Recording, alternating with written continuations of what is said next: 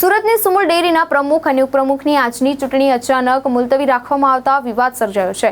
ભાજપના નેતાઓ વચ્ચે ચાલી રહેલી આંતરિક ખેંચતાણને કારણે ચૂંટણી પાછી ઠેલવાઈ હોવાનો આક્ષેપ કરવામાં આવ્યો છે। સુમુલના પૂર્વ ડિરેક્ટર જયેશભાઈ દેલાડે 10 દિવસમાં ચૂંટણીની તારીખ જાહેર નહીં થાય તો આંદોલનની ચીમકી ઉચ્ચારી છે। સુમુલ ડેરીની ચૂંટણીમાં 15 બેઠકો ઉપર ભાજપે વિજય મેળવ્યો હતો। આજે સોમવારે સવારે સુમુલ ડેરી ખાતે ચૂંટણી અધિકારીના અધ્યક્ષ સ્થાને યોજાનારી પ્રમુખ ઉપપ્રમુખની ચૂંટણી અચાનક મુલતવી રાખવામાં આવી હતી।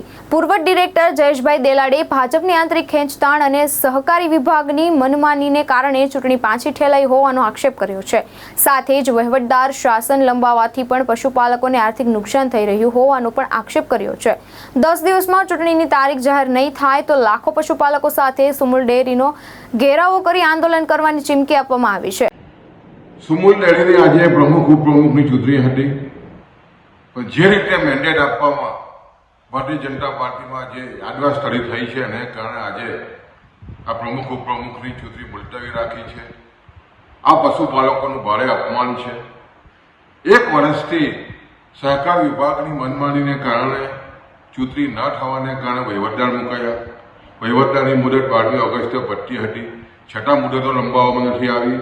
17મી જુલાઈએ ચૂંટણીના પરિણામ આવ્યા। આજે 1 મહિનો થઈ ગયો, પ્રમુખ ઉપપ્રમુખની ચૂંટણીની તારીખો જાહેર થઈ, પણ જે રીતે આજે ચૂંટણી રદ કરવામાં આવી છે, પશુપાલકોનું ભારે અપમાન કરવામાં આવ્યું છે।